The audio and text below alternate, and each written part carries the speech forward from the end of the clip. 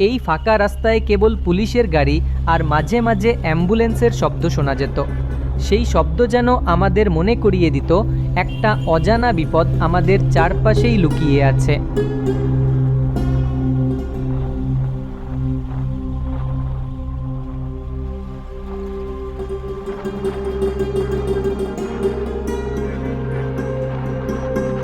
উঁচু দালানের ফ্ল্যাটগুলোতে যারা বন্দী ছিলেন তাদের কষ্ট ছিল অন্যরকম।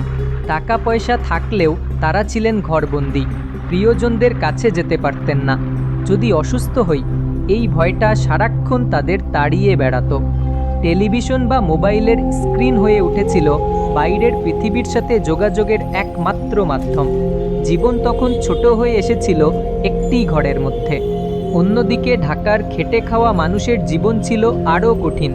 রিকশাওয়ালা, দিনমজুর, ছোট হকার যারা দিনে রোজগার করে রাতে খেতেন, তাদের রোজগার পুরোপুরি বন্ধ হয়ে গেল। পেটের ক্ষুধা আর ভাড়ার চিন্তা তখন ভাইরাসের ভয়কেও হার মানিয়েছিল। অনেক অসহায় মানুষ বাধ্য হয়ে শহর ছেড়ে গ্রামে ফিরতে শুরু করলেন।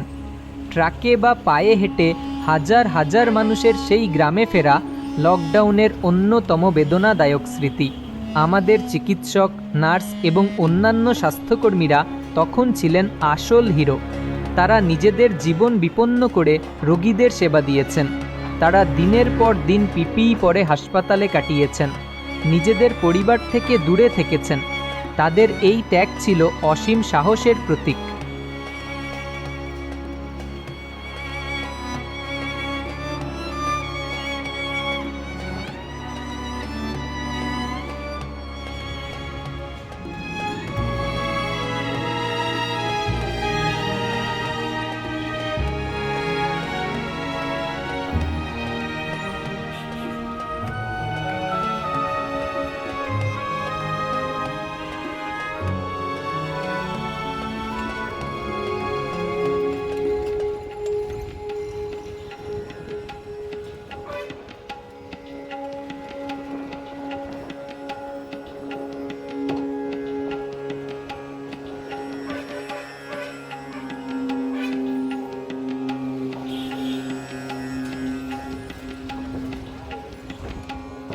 ঢাকা শহর, যা এক লহমায় স্থবির হয়েছিল, সেখানে জীবন থেমে থাকেনি, কেবল তার সুর বদলে গিয়েছিল।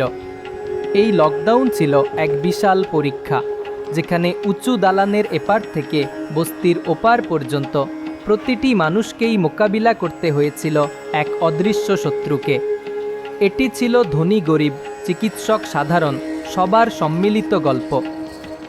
আইটি কর্মকর্তা রাইসা তার ল্যাপটপের দিকে তাকিয়েছিলেন। হোম অফিস তার কাছে ছিল এক নতুন বাস্তবতা। অফিসের মিটিং এখন ভার্চুয়াল স্ক্রিনে, আর সন্তানরা অনলাইন ক্লাসে ব্যস্ত। বাইরে বের হওয়ার কোনো তাড়াহুড়ো নেই, তাই বারান্দায় বসে কফি খাওয়া আর নতুন বই পড়া, এগুলোই হয়ে উঠেছিল তাদের নিত্যদিনের রুটিন। রাইসার কাছে লকডাউন ছিল কিছুটা বিলাসিতা, যা তাদের পরিবারকে একসাথে থাকার সুযোগ করে দিয়েছিল। কিন্তু তবুও ভয় ছিল। টেলিভিশনের খবরে মৃত্যুর সংখ্যা বাড়ার সাথে সাথে ভেতরে ভেতরে তৈরি হচ্ছিল এক চাপা উদ্বেগ।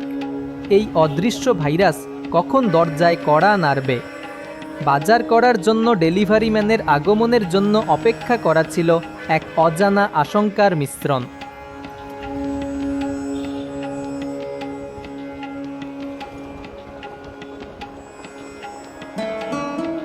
ঢাকার কোনো এক সরকারি হাসপাতালের জরুরি বিভাগে ডাক্তার অর্কের জীবন ছিল সম্পূর্ণ ভিন্ন। লকডাউন তার জন্য ছিল বিরামহীন যুদ্ধ। দীর্ঘ সময় ধরে পিপিই পরে থাকা, মাস্কের দাগ পড়া মুখ আর প্রিয়জনদের থেকে দূরে থাকার যন্ত্রণা, এগুলো ছিল তার নিত্য সঙ্গী। তার নিজের পরিবার ছিল দূরে, অন্য ফ্ল্যাটে। এই শহরে তিনি এবং তার সহকর্মীরাই শেষ ভরসা। যখন কোনো রোগী শ্বাসকষ্ট নিয়ে আসত, তখন সংক্রমণ ঝুঁকির ভয় ভুলে ঝাঁপিয়ে পড়তেন তারা। দিন রাত এক করে তারা অসংখ্য জীবন বাঁচিয়েছেন, আবার চোখের সামনে দেখেছেন বহু প্রিয়জনের বিদায়। লকডাউন ডাক্তার অর্কের কাছে ছিল মানবতার অগ্নি পরীক্ষা।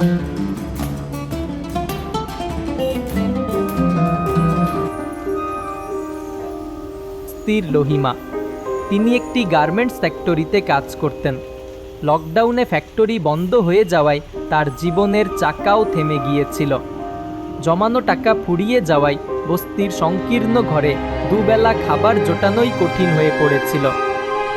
পেটের ক্ষুধা আর ভাড়া বাকি পড়ার ভয়ে রহিমা সিদ্ধান্ত নিলেন ফিরে যাবেন গ্রামে। হাজার হাজার মানুষের সাথে তিনিও হেঁটে বা ট্রাকে চড়ে রওনা হলেন এক অনিশ্চিত গন্তব্যে। এই লকডাউন আমাদের অনেক কিছু শিখিয়েছে। আমরা শিখেছি পরিষ্কার পরিচ্ছন্ন থাকতে, মানুষের থেকে দূরে থাকতে, কিন্তু এর চেয়েও বড় শিক্ষা হলো সহযোগিতা। এই কঠিন সময়ে পাড়া মহল্লায় তরুণরা খাবার এবং ওষুধ নিয়ে মানুষের পাশে দাঁড়িয়েছে। ধনী দরিদ্র নির্বিশেষে সবাই বুঝতে পেরেছিল এই যুদ্ধে একা থাকা সম্ভব নয়, সম্মিলিত প্রচেষ্টাই একমাত্র পথ। লকডাউনের সেই নিঃশব্দ দিনগুলি আজ হয়তো পেরিয়ে এসেছে, কিন্তু সেই অভিজ্ঞতাগুলো আমাদের মনে গেঁথে থাকবে। ঢাকা হয়তো আবার ব্যস্ত হয়েছে, কিন্তু সেই সময়ের স্মৃতিচারণ আমাদের সব সময় মনে করিয়ে দেবে জীবন কতটা মূল্যবান এবং মানুষ হিসেবে আমাদের একে অপরের প্রতি কতটা দায়িত্বশীল হওয়া উচিত।